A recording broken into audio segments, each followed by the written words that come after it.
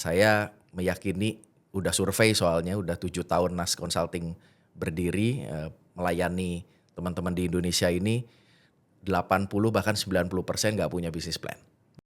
Terus waktu kita sodorin proposalnya, wah mahal ya bro.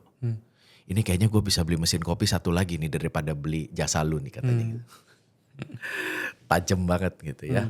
Balik lagi tadi saya mau ngomongnya adalah entrepreneur ketika mau mencari network, ketika mau mencari skill, bayar bro. Bayar sis. Oke.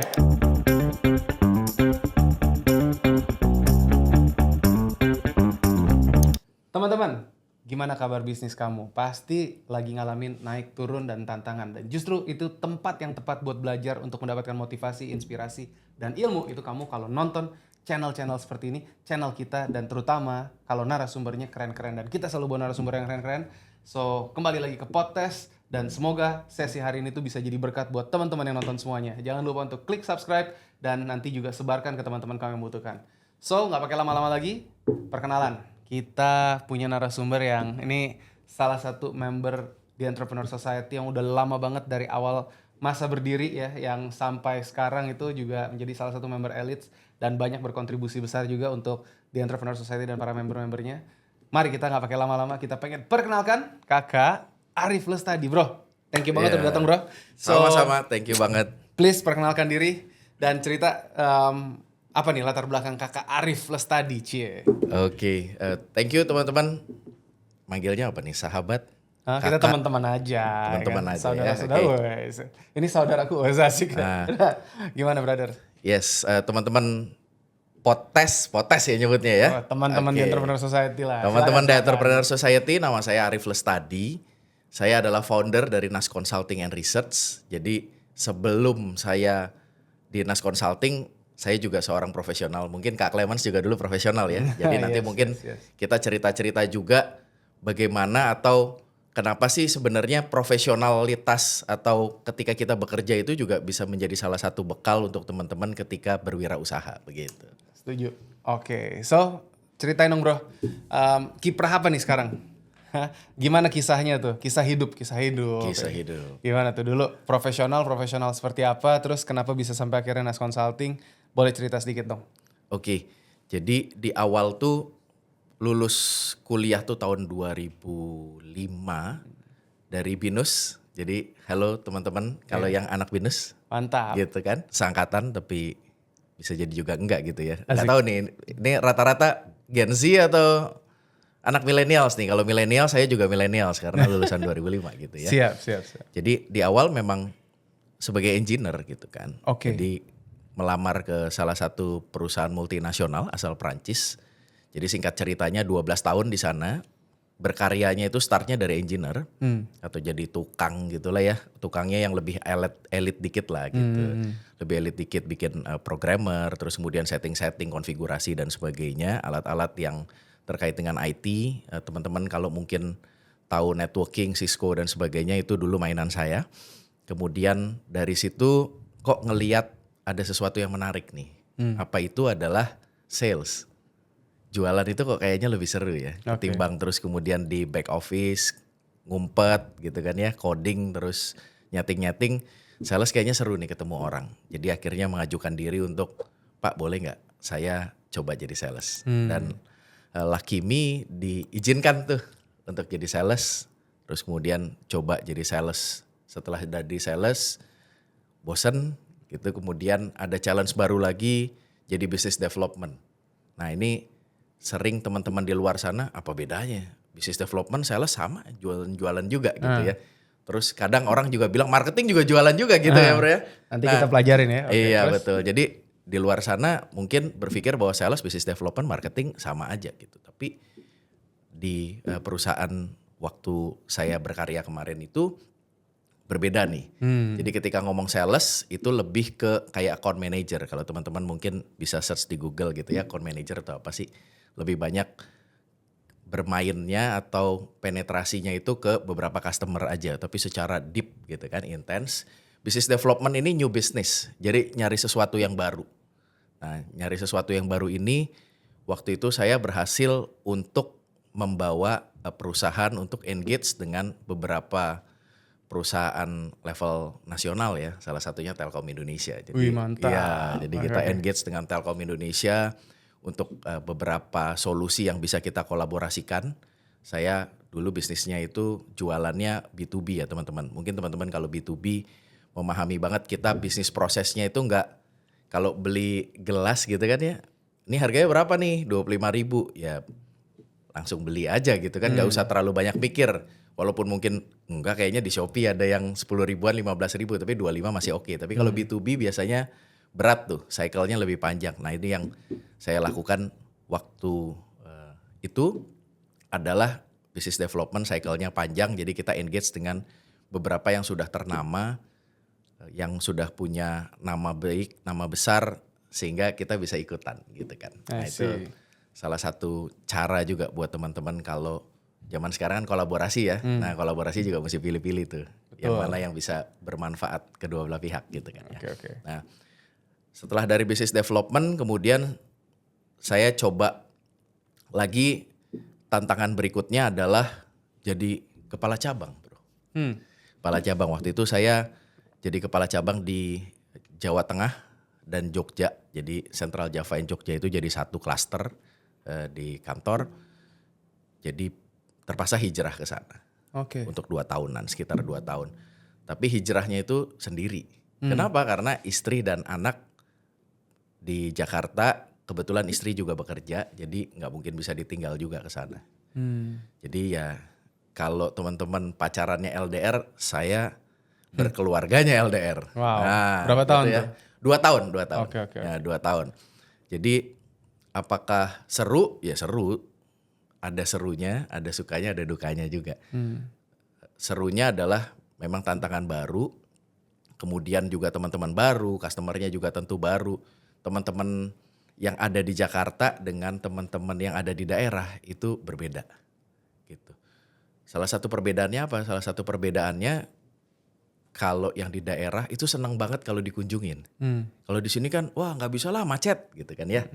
Pakai Zoom aja bisa nggak, atau pakai WA call atau pakai apa. Kalau di sana ketika kita datengin itu mereka welcome banget gitu ya. Digelar tuh semuanya tuh ya, teh, kopi, makanan kecil segala macam. Jadi waktu di Jawa Tengah tuh gemuk. Oh, mantap. Oke. Terus? Nah dari situ 2 tahun di sana, develop bisnis yang ada di sana, kemudian balik lagi ke Jakarta. Nah balik lagi ke Jakarta, ya namanya kangen gitu ya sama istri gitu ya.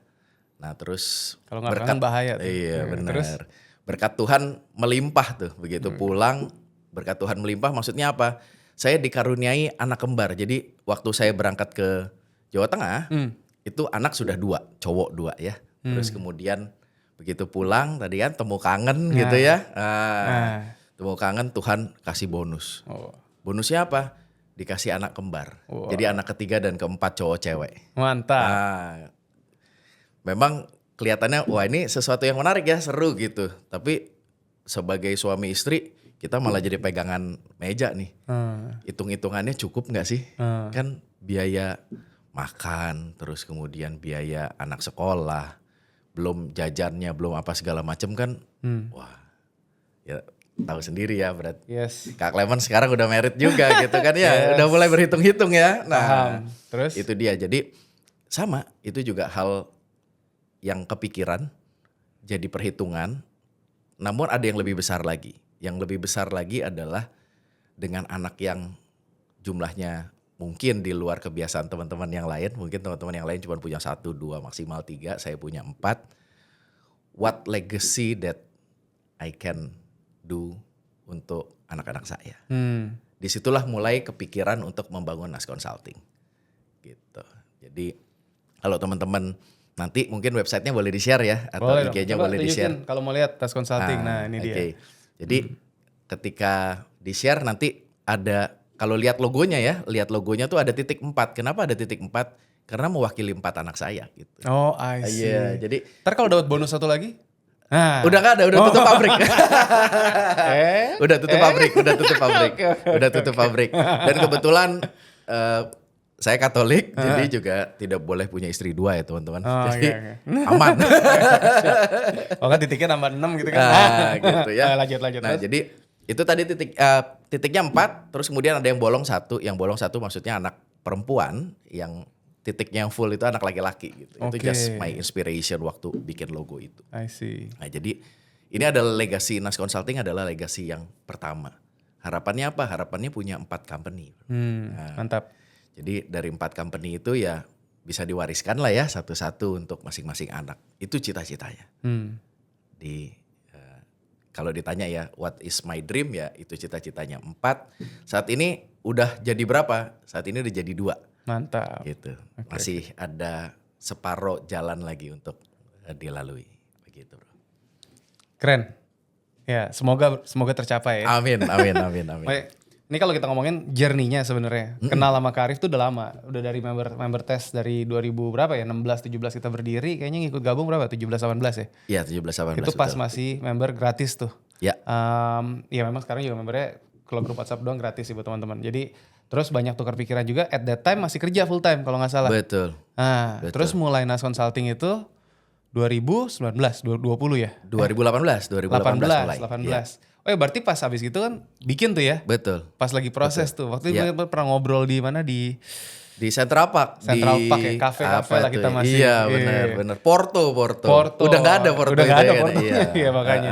Sampai akhirnya terus ya ngobrol-ngobrol dan kebangunlah ini. Betul. Dan terus jalan. Nah, pertanyaannya sekarang gini, buat teman-teman kan juga pengen tahu, kita kan sini podcastnya Kisah Perjuangan.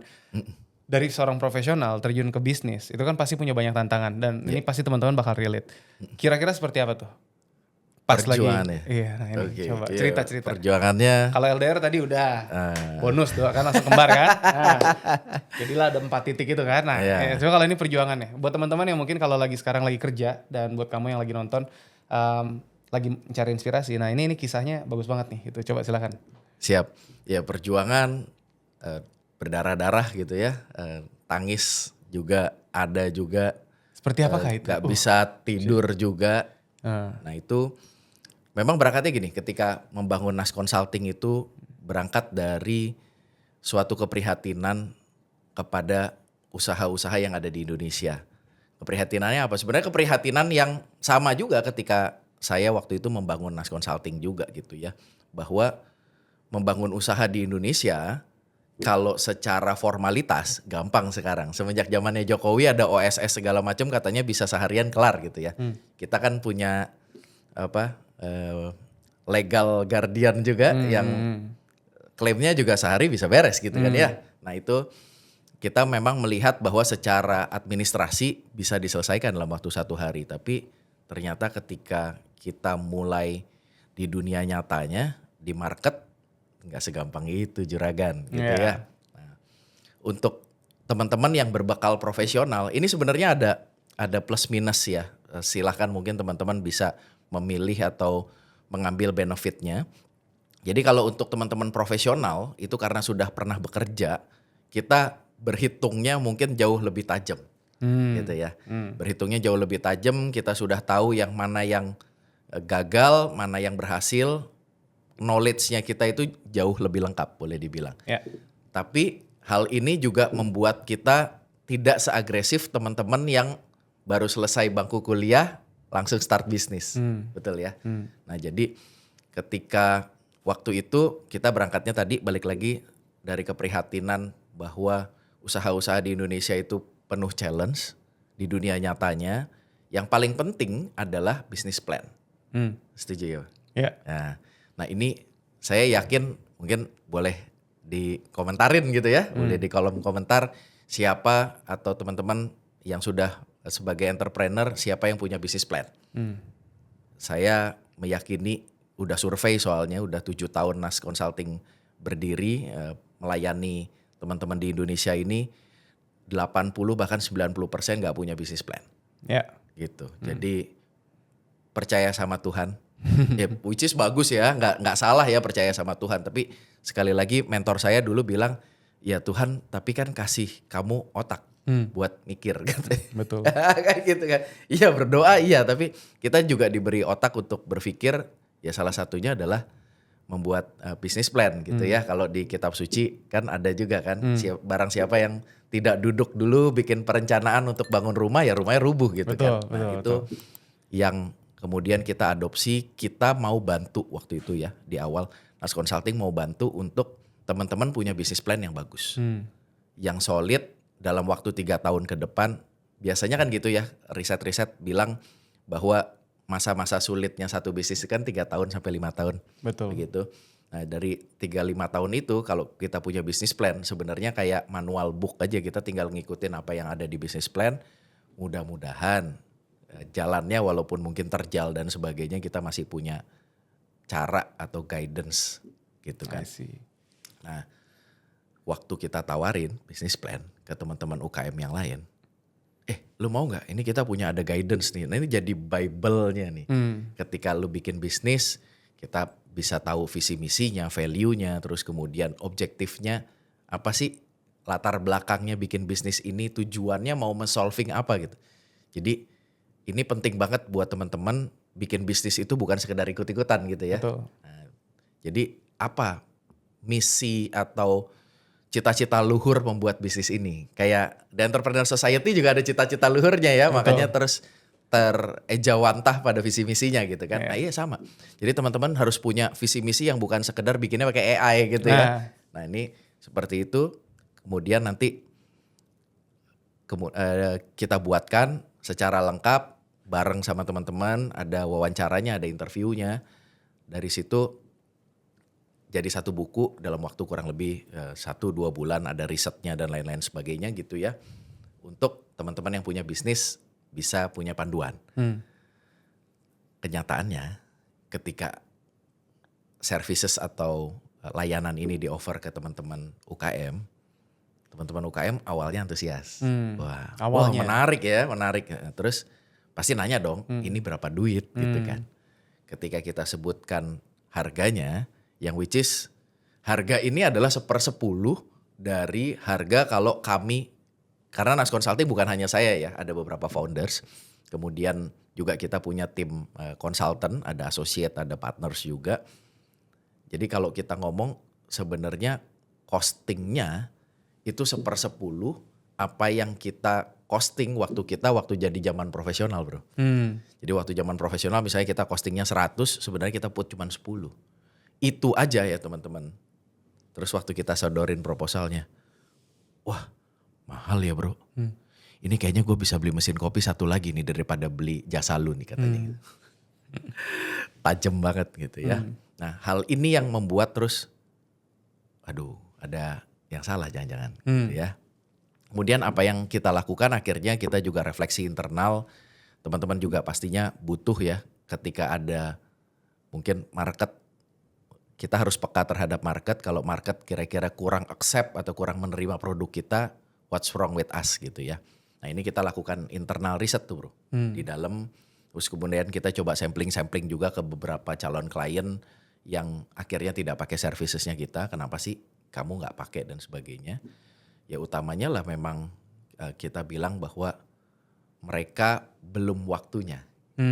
Gak bilang gak mampu ya, mungkin mereka mampu aja sih. Cuma belum waktunya. Kenapa? Karena mereka baru start nih. Nah teman-teman yang baru start itu biasanya merasa bahwa ya CEO kan, Chief Everything Officer ya. Ya gue bisa semuanya kok, gak usah lah. Buat apa sih temen atau orang lain third party gitu ya. Third party untuk bantuin. Enggak kok, kayaknya gue bisa sendiri. Istri gue bisa bantuin kok gitu kan. Nah, gitu.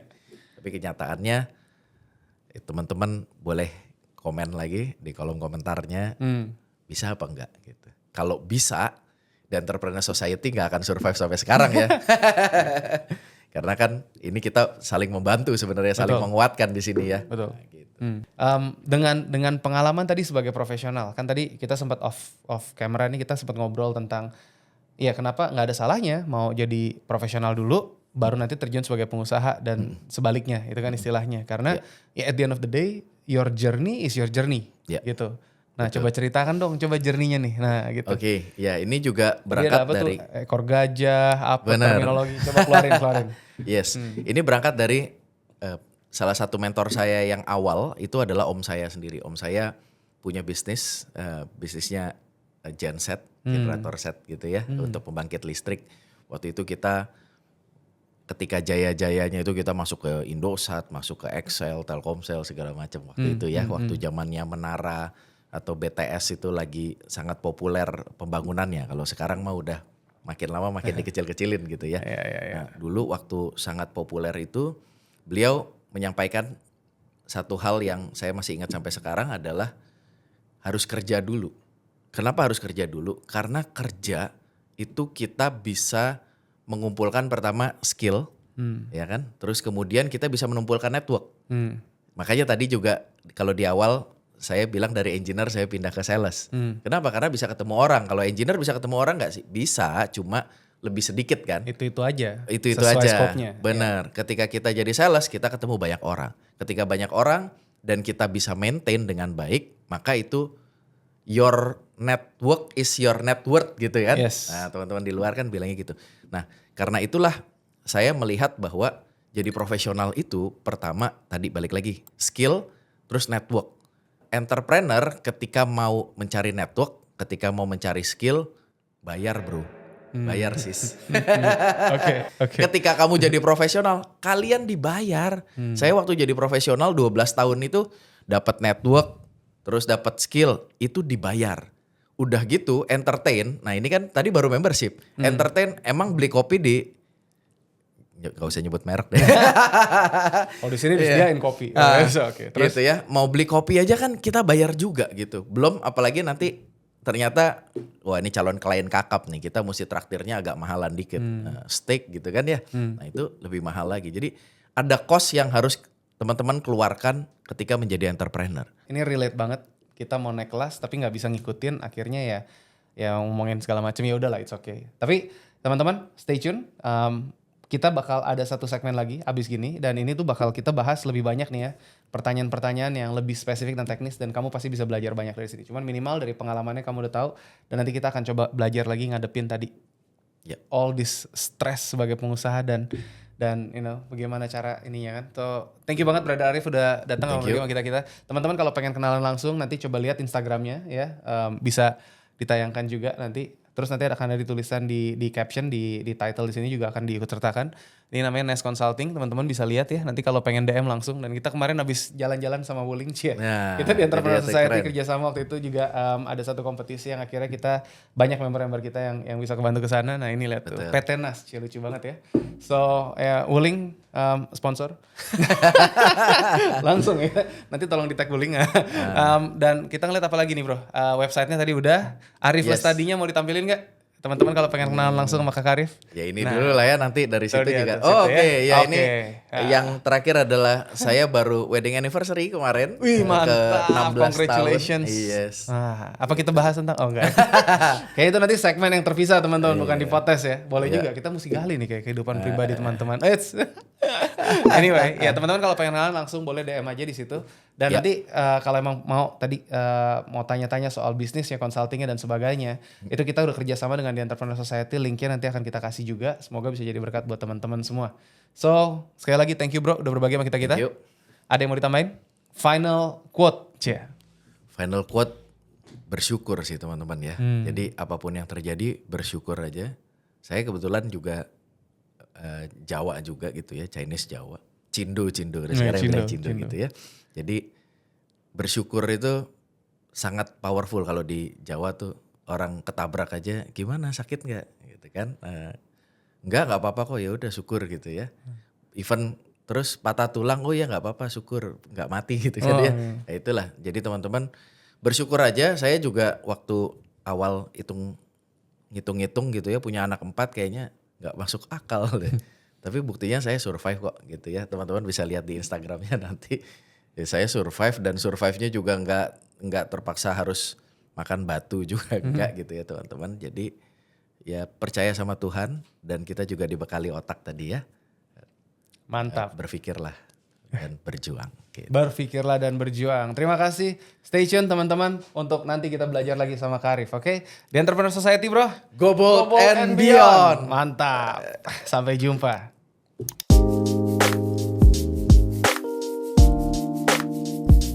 aku mau tetap berbisnis tapi bukan bisnis yang seperti papa misalnya gitu ya. Dan itu terjadi. Dan itu terjadi dan banyak di luar sana gitu ya. Nah itu estafetkannya gimana? Nah kalau yang bisnis-bisnis yang small medium enterprise biasanya ketemu dengan owner itu selalu memulai dengan kata gini. Rif, gue sebel banget sama tim gue. Tim gue tuh aduh udah diomongin kayak gimana, capek banget gue loh, makan hati banget. Nah ini ya teman-teman, mungkin beberapa teman di sini ya permasalahan terbesar usaha tuh modal lah gitu Oke. kan. Biasanya ngomongnya begitu ya. Tapi jangan salah teman-teman, modal itu nomor 2. Yang pertama apa? Yang pertama sebenarnya adalah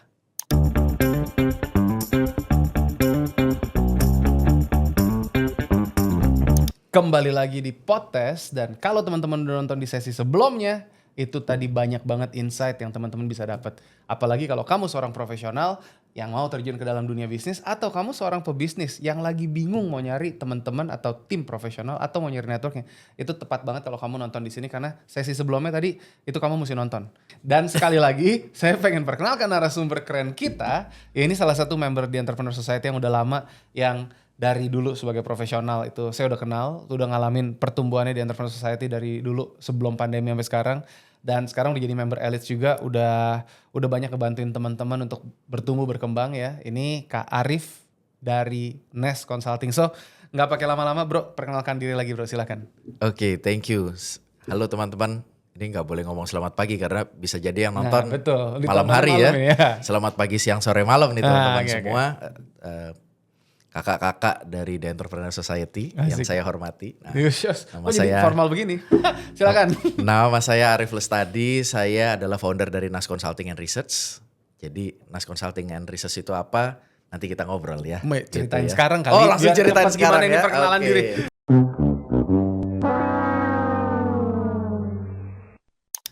Nas Consulting and Research adalah boutique consultant. Apa itu boutique consultant? Jadi kita melihat dulu teman-teman butuhnya apa, problematikanya apa di bisnisnya teman-teman, kemudian nanti kita akan carikan solusinya yang tepat gitu. Cakep. Oke. So, biar teman-teman bisa punya relevansi juga, nanti nonton video sebelumnya. Kak Arif ini tuh salah satu yang udah member udah lama gitu kan, dan dulu juga belajar bareng-bareng. Saya juga banyak belajar dari dia juga banyak belajar dari kita, dan teman-teman juga kita saling belajar satu dengan yang lain. Dan akhirnya terbentuklah Nas Consulting nih setelah waktu dulu masih kerja full time kan. Betul. Dan ya memang nggak bisa dipungkiri kalau kita ngomongin bisnis tanpa perencanaan itu pasti berantakan. Dan ya banyak sekali kalau kita ngomongin, apalagi kemarin ngalamin pandemi, ngalamin perubahan, sekarang ngalamin lagi ada ya perubahan dengan ekonomi, perang dagang dan sebagainya. Itu pasti kita harus selalu ngalamin perubahan. Cuman perubahannya ke arah mana, nah itu makanya perlu perencanaan yang tepat. Dan itulah yang makanya kemarin ya tadi di sesi sebelumnya juga nanti nonton itu ada tips and tricksnya. Cuman kita pengen gali lebih dalam lagi. So tadi sebelum kita mulai masuk ke ilmu ini, mungkin teman-teman nanti kalau dengerin kalau terlalu dalam atau apa, nggak apa-apa, video ini bisa di save.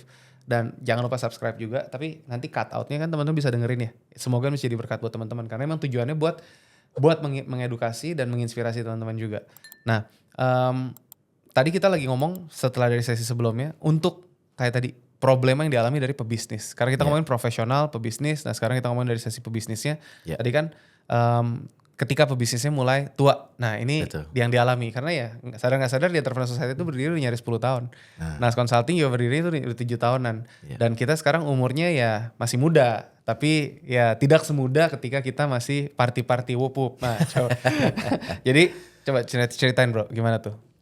Ya jadi kalau kita ngomong di bisnis, coba teman-teman pikirkan lagi. Di awal ketika membangun bisnis, sebenarnya tujuan bisnis itu untuk apa sih? Tujuan berbisnis itu untuk apa? Apakah cuma sekedar ikut-ikut teman-teman yang lain? Wah ini lagi bisnis, sekarang apa yang tren ya? So, bisnis fashion, ikut bisnis fashion. Bisnis cafe, ikut bisnis cafe gitu ya. Karena ngetren pedal bro, pedal atau pedal? Pedal. Padel ya sekarang itu bisnis itu gitu ya. Nah ini perlu dicek lagi gitu ya. Kecuali kalau teman-teman memang tadi turunan dari konglomerat, ya silahkan ya. Mungkin video atau apa yang saya sampaikan hari ini mungkin gak terlalu bermanfaat gitu. Kalau teman-teman yang super tajir, tapi kalau teman-teman yang you feel me gitu kan ya, kita di derajat yang sama, ya teman-teman perlu berhitung begitu ya. Ketika kita menjadi entrepreneur, apa sih? Apakah hanya sekedar tadi euforia aja, ataukah memang bisnis ini mau dibuat jadi besar, setelah jadi besar mau diwariskan ke anak-anak kita gitu ya. Most of yang membangun bisnis yang saya tahu dari riset-riset kecil-kecilan yang saya lakukan juga, itu memang maunya diwariskan gitu ya. Diwariskan tuh sebenarnya ada dua juga. Yang pertama adalah memang diwariskan anak-anak itu nanti akan pegang bisnisnya gitu kan. Atau yang kedua adalah ya udah anak-anak sebagai shareholder aja kita serahkan ke profesional gitu kan ya. Nah itu nanti part of exit strategi kalau di The Entrepreneur Society diajarin gitu ya. Nah ini ketika kita misalnya tadi mau mengestafetkan ke generasi kedua, ke second generationnya kita sebagai profesional, tadi anak-anak shareholders aja lah, nggak usah masuk ke dalam bisnis. Atau mungkin teman-teman lihat di luar sana banyak sekali kita mendengar gitu ya bahwa orang tuanya udah capek banget, mati-matian banting tulang, bangun bisnis terus anaknya bilang aku nggak mau ikut papa. Kenapa? Karena papa pulangnya malam mulu, aku nggak mau, ternyata bisnis itu ternyata nggak enak ya. Aku lebih baik tadi buka lounge aja, buka padel ya, jadi olahraga everyday, ketemu banyak teman dan sebagainya gitu. Aku mau buka yang lain aja. Aku mau tetap berbisnis tapi bukan bisnis yang seperti papa misalnya gitu ya. Dan itu terjadi. Dan itu terjadi dan banyak di luar sana gitu ya. Nah itu estafetkannya gimana? Estafetkannya adalah yang tadi saya ngobrol sama Kak Clemens ya waktu sesi ini belum mulai adalah kita tidak bisa mengestafetkan ke satu orang kepercayaan. Yang bahasanya kalau sering diomongin jadi anak emas gitu ya. Kita punya satu orang yang mungkin udah ikut kita udah lama banget atau bahkan dari semenjak merintis, kemudian kita percaya sama dia. Kemudian kita melihat bahwa ya udah ini kayaknya bisa diestafetkan nih ke orang ini begitu. Kejadian kalau kami di Nas Consulting and Research kita punya cukup banyak klien, kita banyak berinteraksi nyemplung ke dalam bisnisnya para klien kita menemukan, nah ini pasti jadi, saya nggak tahu nih bisa jadi kontroversial nih. Keluarin. Kontroversialnya adalah anak emas atau orang yang teman-teman percaya ya kalau bisnisnya teman-teman udah lewat dari 5 tahun, 10 tahun, 11 tahun atau bahkan 20 tahun yang teman-teman sangat percayai itu mostly fraud. Dan itu terjadi, real. Silahkan. Ya, jadi fraud itu terjadi utamanya pada orang yang kita percayai bahkan. Gitu ya. Nah, bagaimana supaya tidak terjadi hal seperti itu? Saya bilangnya gini, ketika kita membangun sebuah bisnis, tidak ada yang lebih hebat daripada kita sendiri sebagai foundernya bisnis itu. Saya yakin teman-teman semua mengamini itu. Gak ada yang lebih hebat dari kita menjalankan bisnis yang kita miliki. Karena itu jangan berharap bisnis yang kita miliki ini ketika diestafetkan itu bisa berjalan dengan baik hanya dengan satu orang.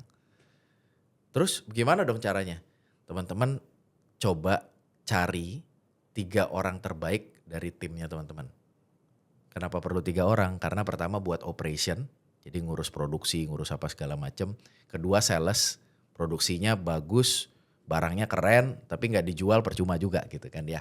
Nah sekarang udah produksinya bagus, jualannya keren, duitnya nggak di-manage, finance-nya nggak di-manage, itu juga masalah juga. Jadi teman-teman cari 3 orang.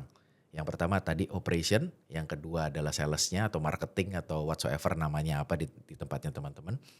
Yang ketiga adalah finance. Jadi Anda sebagai CEO yang tadinya Chief Everything Officer tadi, diestafetkannya bukan ke 1 orang tapi ke 3 orang sekaligus. Dan 3 orang ini akan saling interlock ya. Yang finance pasti akan melindungi duitnya teman-teman. Kemudian yang operation juga pasti akan jagain operationnya. Yang sales juga pasti akan maintain relation dengan baik dengan teman-teman customernya teman-teman, sorry. Kayak gitu.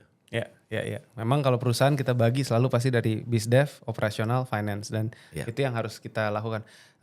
Tapi kalau kita ngomongin itu kan kalau kita mau estafet dan ini topik yang menarik kenapa? Karena banyak sekali memang member-member kita juga yang ada yang first generation, ada yang udah second generation dan itu biasanya clash sama bapaknya. Cuman kalau kita ngomongin memang tadi sempat kesebut juga. Ini kenapa kita bahas topik ini karena kan ya dari profesional Kak Arif tuh di episode sebelumnya ya kena reflect bahwa gue udah punya 4 anak nih.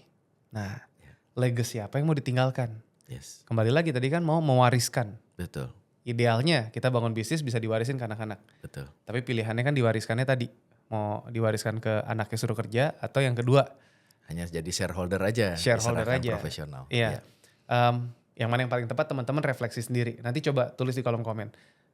Tapi nggak ada yang benar nggak ada yang salah sih sebetulnya. Kalau memang anaknya bisa ngikutin. Tapi kalau misalkan Iya. tadi katanya anaknya nggak mau dan ini terjadi, ini banyak banget yang saya ketemuin yang akhirnya justru menjadi peluang buat orang-orang seperti kita untuk bisa ngebantu mereka tadi untuk estafet dan ini ya kayak what's next? Terus siapa nih? Banyak yang datang akhirnya claims kita butuh suksesor.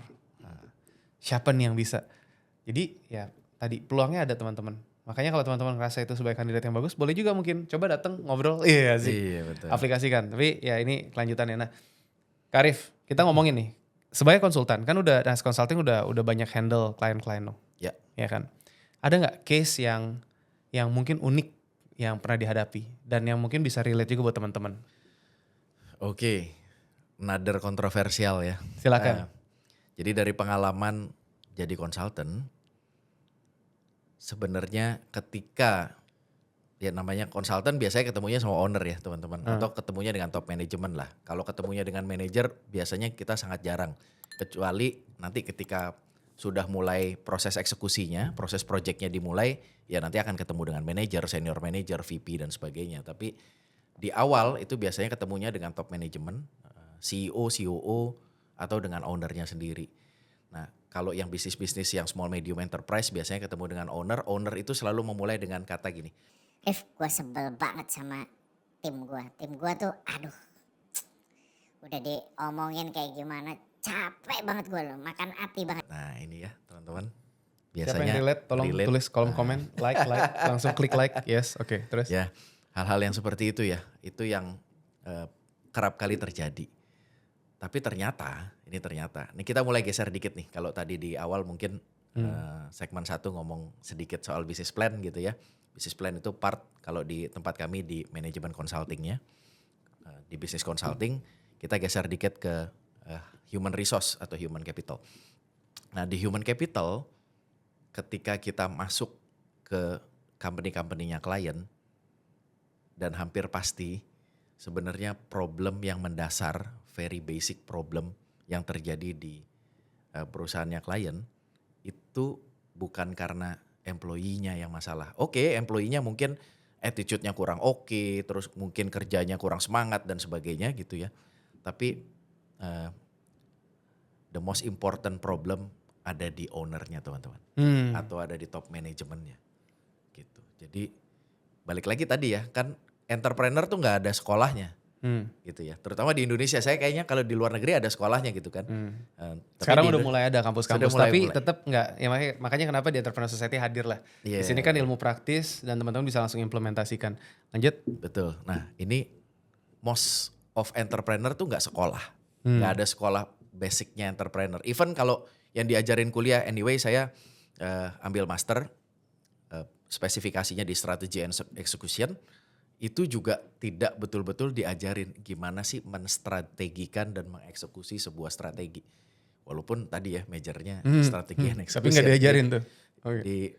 Ya saya nggak mendapat betul-betul fully esensinya gitu. Nah, Yang penting saya dapat mendapat title. salah satu fully esensinya, salah satunya ya dari The Entrepreneur Society gitu ya. Amin. Dari teman-teman yang ada di sini dan sebagainya kita saling sharing. Nah balik lagi tadi kalau ngomongin hal unik, sebenarnya bukan unik justru malah hal yang common yang kami temukan, yang saya dengan teman-teman Nas Consulting temukan ketika ada owner atau top management yang bilang timnya saya nggak oke, itu masalahnya di beliau-beliau itu. Nah gimana tuh? Ada coba masalahnya seperti apa kira-kira contohnya? Ya masalahnya apa? Masalahnya ya yang very simple pertama adalah trust gitu ya. Memang kita nggak mudah di dunia yang sekarang ini Penuh tipu-tipu. penuh tipu-tipu gitu ya. Terus? Ya memang nggak mudah untuk memberikan kepercayaan kepada orang. Tapi sebagai seorang pimpinan, kalau kita nggak percaya sama orang, Nggak bisa. nggak bisa. Iya. Kalau gue kebanyakan percaya sama orang, Yes. Nggak bisa juga. Ada aja yang nusuk dari belakang. Ya udahlah. Terus Yes. lanjut. Nah. Curcol. Jadi, nah inget banget nih ketika ngomongin soal trust nih, trust ini kenapa tidak bisa terbangun dengan baik? Karena kita juga nggak bisa, kita lihat gitu ya, saat kita ngajarin misalnya kita lihat, ini caranya nih, dituang ya gitu. Cuman begitu doang, terus kemudian ya udah lu udah tahu kan caranya gitu kan, ya udah nanti lain kali kalau ada tamu datang tuangin kayak gitu. Nah yang saya belajar waktu itu dari Kak Clemens di Entrepreneur Society adalah yang I do you watch apa? Ya. I do you watch, terus yang kedua apa I tuh? do you help. I do you help, terus yang you do I watch ya. Ya. Itu yang hal seperti itu. Jadi And then you do you do I help and then you do I watch. itu ya. Jadi itu prosesnya 4 itu kalau kita di sini maunya cepet sih ya, karena mie instan memang paling nikmat gitu ya. Gue tunjukin sekali ya, udah mesti bisa. Iya, nah itu teman-teman. Itu teman-teman sendiri yang apa ya? Membuat celah ketidakpercayaan. Orang tuh butuh waktu untuk belajar. Saya kebetulan kalau teman-teman dari latar belakang psikologi tentu tahu VAK ya, visual auditory kinestetis. Kinestetik, ya. Saya orang kinestetis. Jadi ketika saya lihat, saya dengar, saya belum tentu langsung bisa. Tunggu. Visual itu udah melihat, auditory itu mendengar. Kinestetik tuh Kinestetis tuh biasanya dari dalam ya, dari biar dalam. teman-teman tahu. Oke, Iya. ya. Terus Jadi saya nggak bisa ketika ngelihat, kan ada teman-teman yang saya tuh kadang ngiri gitu, teman-teman yang visual gitu ya, cuman ngelihat oke, gue tahu gitu. Atau terus kemudian dengar waktu zaman SMA inget banget tuh, pelajaran bahasa Inggris diputerin kaset tentang satu lagu, ada satu teman dia duduk santai di belakang, dia tulis, dan itu benar-benar luar biasa, syair lagunya lengkap. Saya tuh di pinggir radio kasetnya masih nggak paham juga gitu, karena akhirnya baru tahu setelah itu saya orang kinestetis. Nah balik lagi kalau kita ngomong tadi, kita nggak tahu tim kita itu tipe visual, tipe auditory atau tipe kinestetis, gitu kan. Makanya kita perlu melakukan 4 step itu. Wah repot dong kalau gitu. Ya udah gini deh, supaya nggak repot direkam, ya nggak. Kalau direkam berarti visualnya dapat, auditorinya juga dapat dong. Kayak podcast ini juga kan auditorinya dapat, visualnya juga kita dapat juga kan gitu ya. Kinestetisnya gimana? Kinestetisnya dia bisa muter atau bisa memainkan atau nonton videonya di saat yang buat dia tepat. Karena orang-orang kinestetis tuh nggak bisa, misalnya di tengah keramaian dia nonton belum tentu dia bisa masuk tuh. Mungkin dia butuh waktu yang agak minggir dikit ketika dia relax dan sebagainya, dia nonton, oh maksudnya gitu, maksudnya begini. Nah ini yang butuh dilakukan gitu ya. Jadi ini yang seringnya owner-owner nggak paham nih. Padahal hal yang very basic gitu. Menarik. Ya, banyak orang yang pokoknya mau ya udah masuk langsung bisa gitu kan. Iya. Siapa yang nggak mau ya kan. Nah ini kalau gitu kita ganti topik lagi nih. Karena tadi topiknya pas ke situ kan. Ada nggak yang ini topik lagi trending lah. Yang kita ngomongin tadi udah sempat kesebut di awal. Dengan adanya kasus-kasus seperti itu ya kan, AI. Arahnya kemana nih tau kan? Nah coba gimana tuh kalau kita ngomongin dari AI? Sempat praktek dan ini nggak untuk di-utilize? Oke, ya AI kita nggak bisa lari dari AI teman-teman ya. Jadi kalau buat teman-teman yang masih nggak lah belum mulai, nanti aja dulu, tunggu dulu dan sebagainya. Please. Saya merekomendasikan banget untuk teman-teman mulai belajar. Mulai belajar dari mana ya, coba-coba aja dulu. Kalau misalnya nggak berani langsung coba-coba, di YouTube juga udah banyak literaturnya. Even kayak di TikTok juga sekarang udah banyak. Segera coba untuk gunakan AI. Kenapa? Karena ada salah satu mentor saya juga ngomong gini. Jadi AI itu bukan menggantikan manusia. AI itu menggantikan manusia yang nggak bisa pakai AI. Got the point ya. Kenapa? Karena AI itu harus di-prompt.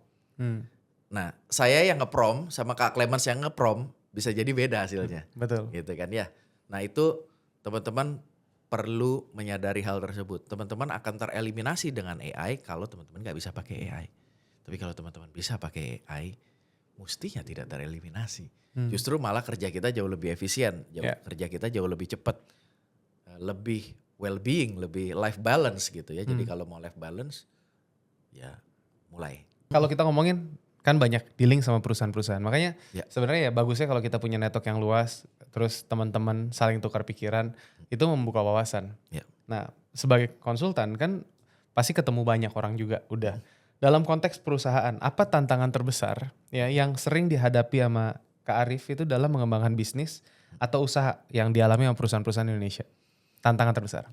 Oke, jadi sebenarnya bukan hanya perusahaan di Indonesia, tapi memang ada researchnya. Researchnya itu dilakukan oleh salah satu perusahaan research di UK, tapi memang mencakup seluruh dunia. Mungkin beberapa teman di sini ya permasalahan terbesar usaha tuh modal lah gitu Oke. kan. Biasanya ngomongnya begitu ya. Tapi jangan salah teman-teman, modal itu nomor 2. Jadi permasalahan terbesar nomor 2 itu benar modal, cash flow, hal yang terkait dengan keuangan. Yang pertama apa? Yang pertama sebenarnya adalah nggak ada marketnya. Nggak ada marketnya. Nggak ada enggak mungkin teman-teman sebagian ngomong pasti ada lah jualan, namanya jualan pasti ada marketnya. Nggak mungkin nggak ada marketnya. Oke, mungkin ada, tapi niche market banget. Sehingga tidak bisa menghidupi. Kan ada yang jualan yang, ya ini jualannya gini deh, teman-teman mungkin pernah ngeliat entah itu browsing di marketplace atau di kita lagi window shopping di mall. Ini lucu banget, gue pingin punya. Beli nggak? Enggak. Kalau dikasih, gue mau. Gitu. Ya itu salah satunya bahwa marketnya ada nggak? Ada, tapi ya niche market. Orang mungkin nggak mau beli. Kenapa? Dari sisi pricingnya. Mungkin teman-teman pricingnya terlalu mahal. Nggak mahal, ini udah paling murah, margin cuma 10%. Ongkos produksinya memang mahal. Ya itu dia, itu yang membuat, ya tadi yang saya bilang nggak ada marketnya. Market yang accept produk itu di level ini, bukan di level ini gitu ya. Sehingga produknya teman-teman tuh sangat niche market yang saking niche-nya teman-teman nggak bisa hidup untuk mengorbitkan atau menjual produk tersebut. Mantap brother. Ya ini teman-teman tadi dapat berapa banyak insight ya. Kalau memang nanti ada pertanyaan boleh banget tulis di kolom komen. Mau di TikTok, mau di Instagram, mau di YouTube juga silahkan. Karena nanti pasti akan kita bahas nanti lewat videonya juga. Apalagi kalau pengen nanya langsung sama Kak Arif. Mau kenalan langsung boleh. Lihat tadi Instagramnya kita tunjukin lagi. Kakak Arif Lestadi nih tinggal di follow yang lagi foto unyu-unyu begini kan. Iya. Kenapa kita ajak? Karena Kak Arif ini itu benar-benar dia punya satu knowledge base yang sudah ngebantu banyak teman-teman kita juga. Makanya kredibel. Jadi bisa teman-teman kalau memang nanti pengen tahu servisnya seperti apa tinggal lihat lagi nih di ininya di TikTok. TikTok lagi apa namanya? Instagramnya Nas Consulting please. Yeah. Nah nih kan kita ngeliat nih tanya-tanya bisa ngeliat juga di sini dan memang nanti kalau misalkan emang mau di caption ya di bawah sini akan ada link nanti teman-teman bisa juga pakai kalau emang mau tadi consult dan pengen lihat juga nanti kira-kira bisnisnya pengembangannya seperti apa itu bisa kita jembatani juga dan nanti lihat website-nya di sini teman-teman nih Nas Consulting gitu ya semoga bisa jadi berkat buat teman-teman semua. Sekali lagi brother thank you banget udah datang berbagi sama kita. Sama-sama. Ada satu pesan gak buat teman-teman yang nonton kalau kita ngomongin lagi ngadepin kesulitan dan lagi ngadepin tantangan dalam kehidupan silakan. Ya, sama kayak segmen 1 sebenarnya ya. Nggak apa-apa, mau. Tidak henti-henti saya selalu menyampaikan kita perlu bersyukur. Dengan kita melakukan atau bersyukur setiap hari. Kalau bisa teman-teman entah itu pagi hari, tergantung teman-teman punya waktu luangnya kapan, pagi hari atau malam hari sebelum tidur. Coba pikirkan 5-7 hal yang teman-teman syukuri hari ini. Udah itu aja, udah. Nggak ada yang lain. Saya cuma punya tips itu. The power of gratitude. The power Nah of inilah gratitude. teman-teman. Ketika kita bersyukur, apapun itu permasalahan kita, itu kita bisa lihat dan kita bisa lalui. Kalau kita cuma fokus sama masalahnya, kita nggak fokus sama berkat Tuhan, ya udah stres, gitu kan? Iya benar banget. Brother, thank you udah datang berbagi sama kita. Thank you. Sekali lagi teman-teman. Entrepreneur Society. Sukses terus Nas Consulting, sukses terus Kak Arif. Dan semoga bisa terus menjadi perpanjangan tangan berkat Tuhan lebih lagi. Nas Consulting buat teman-teman juga. Amin. Sama di Entrepreneur Society. Dan sekali lagi kita kalau di ending seperti biasa teman-teman sukses terus, subscribe, follow dan di Entrepreneur Society Go bold and beyond. Sampai jumpa, sukses terus.